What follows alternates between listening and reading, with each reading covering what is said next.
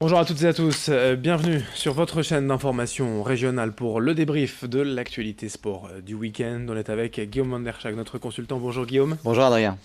Alors le programme de ce week-end, il y a encore du sport dans la région et on va, comme souvent, commencer par parler de football, non pas de résultats, mais de petites infos concernant les meilleurs joueurs de la région de cette saison. Oui, alors sans surprise du côté des professionnels, c'est le joueur du LOSC, Nicolas Pepe, qui a été élu meilleur joueur professionnel dans la région. Et puis chez les amateurs, c'est Florent Allais. Son nom vous dit certainement rien, mais c'est un joueur emblématique de l'équipe du Portel, promu à l'issue de cette saison en N3. Et donc ce sont les deux joueurs qui ont reçu le trophée. Il faut savoir que ce sont des entraîneurs de la région qui votent. Et donc forcément, chez les pros, Nicolas Pepe. Chez les amateurs, Florent Allais. Ouais, le Portel qui monte en National 3, c'est la 5e division nationale, le Portel qui n'avait plus connu ce haut niveau depuis de longues années. Il y a quelques infos quand même concernant les transferts. Nicolas Pepe, justement, alors, où va-t-il partir? Toujours pas d'infos. Alors, on le sait toujours pas. Les clubs susceptibles d'accueillir l'attaquant ivoirien sont toujours les mêmes. Ça devrait se jouer entre trois clubs, vraisemblablement. Le Bayern de Munich et puis deux clubs anglais, Manchester United et puis Liverpool. A priori, le club prêt à faire le plus gros chèque, ce serait du côté de Liverpool. En revanche, la préférence de Nicolas Pepe va toujours du côté du Bayern de Munich. On espère que ça va se débloquer. Alors souvent, il y a plusieurs équations, c'est-à-dire que ça va dépendre aussi de quels joueurs les clubs intéressés pour Nicolas Pepe vont vendre pour pouvoir récupérer un attaquant de pointe.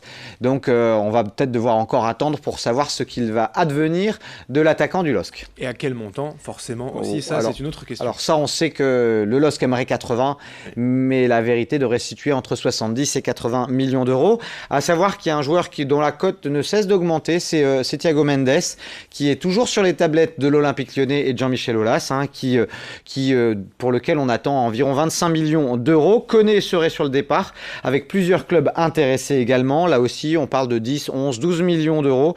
Du côté des certitudes, El Ghazi qui part à Aston Villa, ça c'est déjà fait, et Rui Fonte qui part du côté de Fulham. Voilà, c'est encore les vacances pour les joueurs. On verra certainement cela au moment de la reprise. D'ailleurs, le RC Lens également, quelques infos. Là, en revanche, du côté de la Gaillette et des dirigeants sang et or, ça bouge. Ça a même déjà bougé très vite parce que c'est certainement le recrutement le plus avancé du côté de la Ligue 2, avec 6 à 7 joueurs qui sont déjà officialisés du côté du Racing, et notamment le latéral droit Clément Michelin en provenance de Toulouse.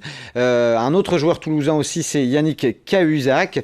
Et puis, il y a Sotekan en provenance de Grenoble, qui est un attaquant pur et dur. Et puis, Pérez, un joueur milieu de terrain, un régulateur qui serait en provenance de Clermont, alors que du côté des départs, on sait très bien que 111 s'en va du côté de Metz et Ambrose s'en va du côté de Manchester City. Alors, je vous parlais de vacances, pas pour tout le monde. Pour certains, c'est déjà la reprise ce lundi. Et ouais, du côté du VAFC, ça y est, c'était ce matin.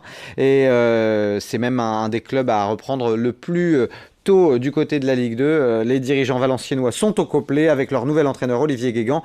En revanche, l'équipe, elle, n'est pas encore totalement étoffée. Et du coup, il se dit que le VAFC va aller piocher du côté des jeunes en attendant quelques recrutements. Bon, voilà pour l'info du football donc.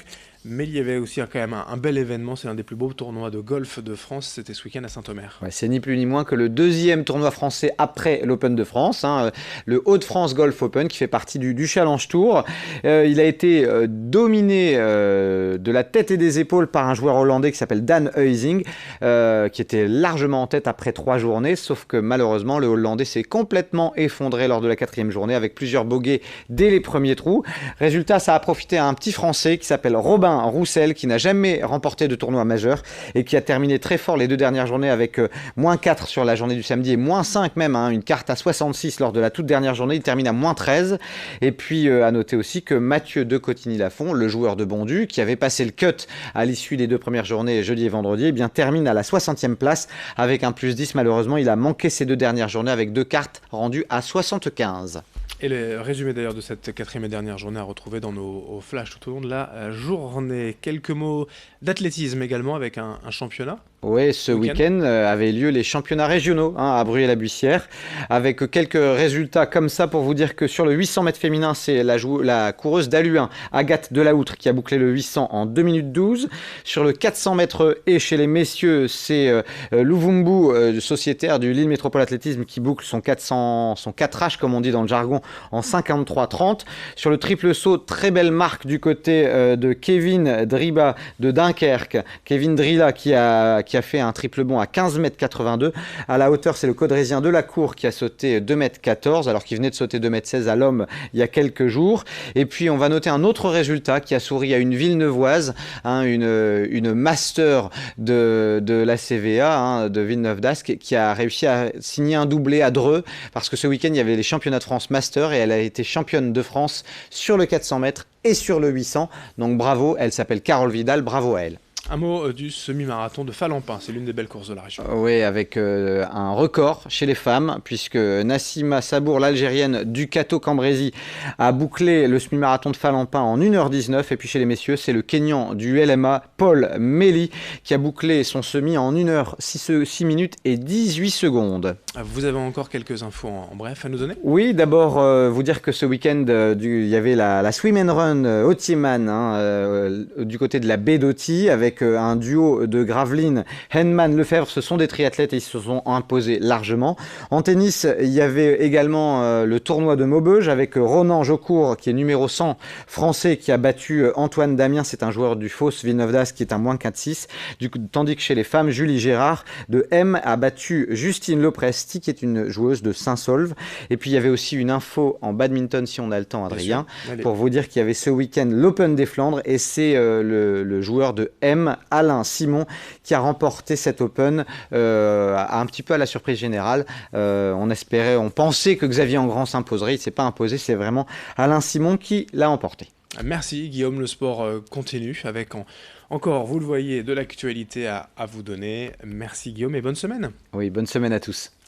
Merci de nous avoir suivis. Dans un instant, l'information continue.